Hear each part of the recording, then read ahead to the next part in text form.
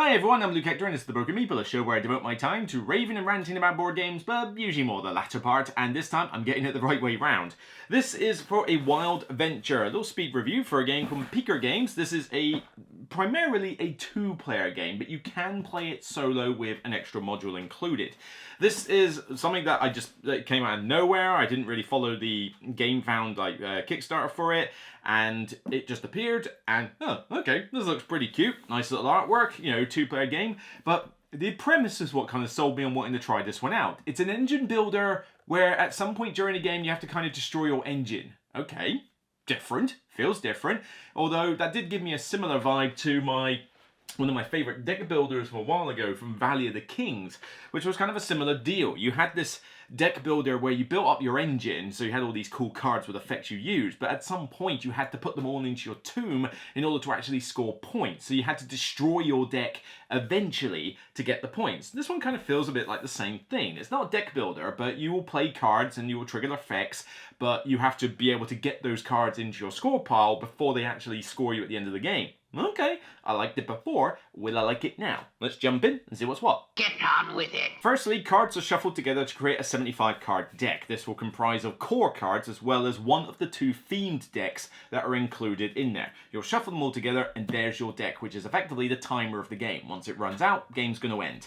The idea is that you will start with 3 basic locations, a warren, a lily pad, and a nest. These basically have tap effects that you can trigger once every turn.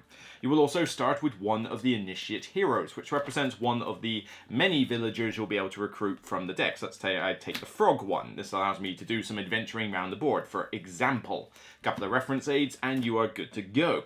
And the idea is that you will have a hand size of cards as well as some coinage, and what you'll use is that you will primarily play cards during a turn with the coinage. You basically get 2 actions a turn, and you can decide whether you want those actions to be to play a card or to activate a card. So playing it, straightforward. Spend the money, play the card. It's in front of you. You've got buildings that have special effects when you trigger their effect, when you trigger their sort of like prerequisite. You've got villagers that have special abilities when you activate them, and then you've got gear cards. We'll get onto those a bit later.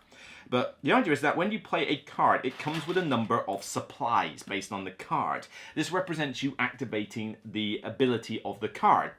When you do that on your turn, fair play. Use them, create janky combo effects. But once the supplies have been used up on the card, at the end it goes to your score pile, and you'll score based on several criteria. How much tokens you put on buildings, how much, how many gear cards you've got compared to, shall we say, enchanted buildings as they call it. But mostly you will score based on your villagers. They come in 3 different types, and you'll take your smallest group and multiply it by your largest group. So you need to cut some kind of a balance between all 3 of the different types that you've got. Gear cards represent items that you can play out in front of you. These also have supplies on them, but they also have a condition that means that whenever any player meets the condition, they take a supply, it turns into a coin that they can use to spend for other things, and when it eventually drains out, again, that player will put it in their score pile, and they'll get some bonus effect, which they call the relic effect, on the card. So there is a little bit of interaction there. Players will also be able to adventure around this board. It's a side board, 3 different routes. They have different rewards depending which route you pick, ways to upgrade your starter cards, etc. And with your particular meeple, if you get a chance to adventure, as they call it, you will move it around the board and collect the various bonuses. There's no real sense of interaction there, but there are some tokens that will go away for the first person who gets there, so there is a first come, first served mechanic for it. But essentially, this is a way to get some cool upgrades and cool bonuses based on some of the abilities that some of your cards might have. And players basically take it in turns, doing 2 actions as well as 1 or 2 free actions if the card specifies it's a free action. And you carry on until eventually the deck runs out. Once it runs out, players get 1 more turn, and then you total up your victory points, as I said before, and the one with the most. Of course! So we'll cut first with the production quality, which is pretty stellar for a game of this price. This has a couple of upgrades in it. Firstly, it came with a pack of sleeves. Whatever, you can buy a pack of Sleeve Kings and you'll get that sorted. So I've sleeved my copy here. But it also came with these little very thin wooden upgrades for the coins and tokens. Now, I mean, it's not like the ones that aren't upgraded are bad. They're cardboard, basically. So do you want cardboard or do you want thin wood? I think these feel nice. They feel nice in the hand, although there is a downside to these. They're very slippery. So when you've got them in your hand, one at a time, it's not so bad. But woe betide you if you're one of these people that likes to pack things away by going, right, let me just stack them in there, and then I'm holding them like this, and then I'll put them in the box like that. Because I guarantee you, this is going to go flying across the room the first time you try to do that with too many tokens, and it's a bit of a pain. They are just a little bit too slippy slidey, to do in that way. It's not the worst issue with them, but just bear that in mind if you're thinking of doing an upgrade. But other than that, you've got, a board, you've got 3 cool standees for the Meeples, you've got, a custom insert in the box that holds the cards. You can even, rotate them in different ways so you can separate out the theme decks. It holds sleeved cards, so that's not a problem. Holds little minis and that. It's just a very nice little package. You even get a linen finished rulebook and a linen finished, card FAQ in case some of the cards don't make sense to you. But with that said, the rules, very simple. It's a very easy game to get into. In fact, I literally just opened it up, went in completely blank, got a friend of mine, and we just sat down and played a few games of it. And that was it. We just learned it straight from the rule book. Easily done. Reference aid tells you everything you need to know. The back of the book has a pretty good reference aid for the game summary, major effects of cards, and the scoring conditions. But even when just trying to find a rule in the book, it wasn't difficult to find it. This is a very easy game to get into. Once you get into it, it's also a pretty good amount of fun.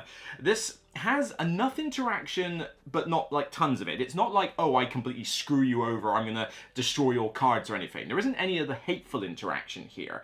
The interaction comes from mainly these gear cards. Now, the gear cards are not as plentiful as the other cards. This probably is about a third of the deck, if that, maybe slightly less, maybe a quarter of the deck is gear cards. But when these gear cards comes out, they are a good opportunity for your opponent as well as you, because you gotta think, well, okay, if I trigger the effect on that, then, they're gonna drain it quicker, they're gonna have it to score, but it gets me money I could use to buy this card, so maybe I do want to help the opponent out a little bit. I give them a little, they give me a little. And, that amount of interaction at least keeps it interesting between the two, but the rest of the game is admittedly more your own thing. I'm doing my cool card display here, I'm adventuring around the board, maybe I'll get a token before you do or something, but the real interaction is purely those gear cards, and outside of it, it's mostly your own little puzzle. But the puzzle is really satisfying. I mean, these effects are not complicated. There's a few that maybe have a bit more wording than others, but the FAQ handles those if you're a little bit stuck. But other than that, yeah, I mean, it's just pretty straightforward. They use keywords. It's a bit like how Sentinels and the Multiverse upgraded themselves when they did the Definitive Edition. So it's like gain 2, consider X, tuck free, that kind of thing. So as long as you know what the keywords mean, that's all you need to know. So you can get into this without too much trouble, and when you're looking at the cards, you'll probably spend more time looking at the actual pictures than you will the rest of the text, because the artwork in this is lovely. It's a very cute, kind of cozy feeling game, and it's on the cards here. You've got some in-jokes every now and again, but for the most part, it kind of looks like this should be like a children's TV show. Although, I don't know if a children's TV show should have a one-eyed rabbit, but I don't know. But it's just there's some funny pictures now and again, or there's some little stabs at humor, but for the most part it's just really nice, cozy, pleasant, colourful artwork. So everything in this is just a very nice, well put together, published package, which is something that we seem to be missing a lot of these days. But the actual game itself, I've mentioned the interaction. Is the game fun to play? It actually is really quite a lot of fun here, because this idea with the Valley of the Kings, that you had your deck and then you built it up and then you took it apart again. I love that mechanic. It's a cool system because you've got the engine that you've built up, which we all know from Euro games. Build it up, trigger loads of cool combos, etc. But the idea that you have to then decide, well, at some point this engine is going to self-destruct. These villagers have only got so many supplies on them. So even if you have a villager that gets you some really cool thing that combos with this, it ain't going to be around forever. So do you hang on to it until you really need to use the abilities, or do you use them quickly in order to get it into your score pile? It's entirely up to you. But when you get to, say, the last third of the game, you got to think, we're starting to speed through that deck a little bit, because it does snowball a little. At what point do I now start just using the character abilities for the sake of getting them into my pile? When I have a choice of playing a villager or a gear card, it's like, that gear is pretty good, but it's got 4 supplies on it. Am I going to be able to finish all 4 supplies before the game ends? Not entirely sure, so maybe I don't want to play it, but it's a cool ability, maybe I'll just play it for that. It's, those sort of choices come up, and it's, a good amount of, a good amount of tension throughout. There's a decent amount of depth with the cards. I mean, you can really try some weird strategies in this game. I've had one game, like the last 2 games I remember, I did one that was a building focused one. So I built a bunch of buildings. If I put more buildings out, they invested. I mentioned the term enchanted buildings earlier. That's basically a token you get off the board, which means that it gets like a secondary effect. But I was just basically putting out loads of buildings, enchanting them, and making myself basically a whole town. But it meant that when I scored at the end, didn't have as many villagers, but I scored a bucket load for all my buildings. And then another game I played with the solo mode, more on that in a second, I played a kind of tuck and trash strategy, where I had all these things that keyed off whenever I tucked a card or trashed a card. So I kept trying little shenanigans with that, you know, like I trash a card, if it's a gear I can play it immediately. If I tuck this, I get to invest in this building and also do this. And, you know, those engines you try to keep going, but of course the cards that are facilitating the engine don't last forever. So you do have to be sort of tactical in this game as well as strategic. You think, all right, my game plan is to have a bunch of buildings. Cool. This is allowing me to do really cool stuff with buildings. But the stuff that's allowing me to do a lot of the cool stuff isn't around forever, so soon I need to find another way to facilitate that. Or maybe change gears entirely and go, right, well, my buildings have done a pretty good job, but I've lost my key villagers. Yeah, I've now got a bunch of stuff that lets me do some adventuring. You know, maybe I should do a bit of that just to get some extra points or get a few more villagers. It's a lot of a decent mix of strategy and tactics woven into this with, you know, a very simple interface. Now, the replay value is maybe a little questionable. You've got a stack of core cards and you've got 2 theme decks. The theme decks are about 25 cards apiece. You choose which ones you want to throw in, or if you want the epic length game, you can throw the entire lot in, which I think the game outstays its welcome by the time you do that. I think it's just about the right length, you know, 3/4 of an hour to an hour for, yeah, about an hour is probably more likely for a 2-player game with a decent amount of card play. But yeah, I would say just stick to the normal length variant.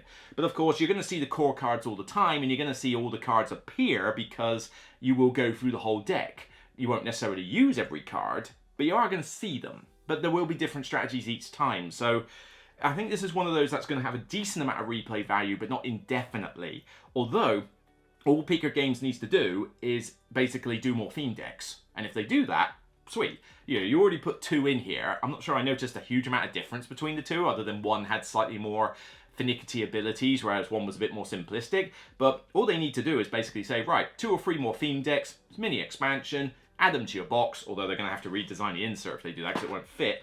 And, you know, when you play the game in the future, you'll be able to just mix and match which cards you use. That'll work, and that's all they need to do to keep this fresh and interesting. Now, I mentioned you could play this solo. It's a little bit annoying. You have to do the solo mode using a module rulebook from the internet. Yes, they didn't put one in the box. I'm not sure if there is a printed one, but if you go to Pika Games' website, you can download the actual solo rules. They might even be on BGG website as well. And the solo rules are some of the simplest solo rules I've ever seen. You basically play against an AI with the most minimal amount of piloting ever. It essentially takes the theme deck you're not using, and then every turn it reveals 2 cards. Villagers, it just automatically tucks. Doesn't care about coins, doesn't care about anything. So it is a little on the cheaty side, but bear with me. You know, it tucks the villagers. The gear cards come out with supplies, but every turn it drains a coin from every gear card on the table, including your own. And its scoring at the end is augmented by how many coins it gets, as well as all the different gear cards and villagers it tucks. So when you play all these gear cards out, you know that the AI is going to drain them quickly. So that could be a good thing. You might want the relic effect really nice, but then it might be something that you want to trigger the effect of a lot. And it's like, well, if he's going to keep nicking all my coins, I was going to do that on my turn. When do I play it out? And of course, the AI is placing gear cards. Therefore, you could go, well, you know what? He's just played those couple of gears. How can I use those to my advantage quickly before they go around? So it's, yeah, there's a little bit of extra depth there. But that's basically all the AI piloting is. Reveal 2 cards, decide which one has to go where, because you only choose the lowest value of them. Gear or villager or building, shove it there, and there it is. That's their turn. That's pretty much it. The only slight tweak is when they draw 2 cards of the same value, and it basically means they get to do both, but you get a bonus on your turn, so it doesn't feel like the AI is just getting lucky and cheaty. That being said, it can cause some slight swings with the scoring, but they have easy, normal, and hard difficulty. If you're a competent card player, you will beat this on easy, no problem. If you play on normal, the gap will be closed, so it kind of hit and miss. But hard mode will definitely give you a run for your money, so I think the difficulty has been tailored quite nicely here, unlike some other games I've been playing lately, where easy just feels like you're getting punched in the face. Nope, this one feels like, no, I want an easy game that I'm probably going to win easy mode. Normal should be hit or miss, and then hard, it's going to make me work for my points. And you know, it's just a very simple solo, and in many ways, I mean, it's on par with the 2-player. You lose that little bit of tension with the players in terms of like, oh, you know, I'm gonna take this. I'm going to put this gear card out. Are you going to use it more often or not? Because the AI obviously does it every round regardless. But you get the game done quicker because you don't have to wait for your opponent, and you still get to do all the cool card combo plays that you are trying to do with your game. So you get to enjoy this, you know, and the AI doesn't really adventure around the board, so there is that. But let's face it, that wasn't that interactive in the multiplayer anyway. So, you know, you get to do all the funky card play with an AI that doesn't take half the game for you to pilot. It's a pretty solid mode. I just wish they'd put it in the stupid box. At least it's available easily. It's not a big rulebook. I think it's only a few pages long, but still, why couldn't they have just printed it and put it in the rulebook? It doesn't make any sense. Because now it's misleading, because it only says 2 players on the box. But if you're on BGG, it says 1 to 2 players. That's just going to throw people off. How hard can it be? I'm very impressed with the way this has come out. I mean, totally took me by surprise. Didn't expect it. It's resurrected a mechanic that I thought was kind of dead, like didn't really exist anymore. And it's brought it to life. Granted, I wish that there was a multiplayer version. I wish it wasn't just 2 players, because 2-player games are hard for me to get to the table, but because the solo mode is solid enough in this that I can get the fun of the card play with an AI that doesn't take a lot to pilot, it means that I can play this with people who are interested in playing it and like card games. I don't expect to find many people who have played this before that are going to play this with me, but I have a means to play it myself, so it doesn't have to get, you know, relegated to the sell pile just because of my personal circumstances. It's just a good, fun, simple card game with some cool tactical and strategic, you know, opportunities, a decent amount of depth, but while keeping it on that borderline, that tightrope between cozy and thinky. You know, it's got the cozy aesthetics, the cozy, simple rules, but then it's also got the depth of the engine that you're building, what choices you make, and what tactical and strategic decisions you make. It's just a good blend of the two. Replay value is a little concerning, but you know, I think they are going to have to bring out some more theme decks, maybe differentiate them a bit more, you know, in the future, so that, you know, I mean, the insert's probably going to be a problem at that point, but, well, if I have to chuck the insert, it's no massive deal, but I would like to see more expansion decks for this, you know, bring me more cards, give me a decent amount of variety. You don't need to bring loads more mechanics, although maybe the odd mechanic here and there might not hurt, maybe something to make the adventure board just a little bit more interactive between the 2 players, that might be cool. I mean, you've already got an alternate side here with some more sort of distinct costs on that, but maybe if they brought out an expansion that had a new board that had stuff that really affected the opponent or something, you know, that could be quite a cool thing. But yeah, there is room for, you know, improvement with every game. I think there's ways that they can expand this to make it even better, but I think what they've put together here is just a really solid 2-player package that is impressing everybody I've showed it to, and it's impressed me. You know, some blemishes here and there, but overall I think this deserves a 9 out of 10. A solid distinction 9 out of 10. It's just good fun to play. I think if you are in that zone where you love card games, that where you get to, you know, pull off cool combos, build an engine, but you like the idea of that Valley of the Kings thing where you've got to disintegrate it later, or if you've played Valley of the Kings before and you find that a really cool game, I think you're going to really like this one. Give it a shot. It's not an expensive game, comes in a nice package. You don't need the upgraded tokens. That's just if you want to, you know, go the next mile, but sleeve the cards I might recommend just because it's a card game. You're going to be doing a lot of card play. But yeah, it's just solid. Get it and have a good time. Thank you, Mr. Cowboy. I'll take it under advisement. So that's it for me on this episode of The Broken Meeple. If you like what you see, then please thumb it up on YouTube and thumb it up on Board Game Geek when it goes live on the page. Get your comments down below about whether you like this game, love it, do you like the sound of it, anything else you want to add, what about Valley of the Kings. The only way to get me noticed by YouTube is to engage with the video. So therefore, we need comments, we need people to talk and discuss. I'd be interested to know your thoughts. Of course, check out the rest of my Essen content as well. There's been plenty of big games released that I've done videos on, and there's more to come. Yes, I am a little bit behind thanks to GridCon, but don't worry, we're back in the full swing of it now. So take care, and remember, regardless of whether your chosen adventurer is a one-eyed rabbit, a shifty crow, or wizard frog, yep, seriously, he's wearing a real wizard cape, it's still only a game. So take care, bye for now.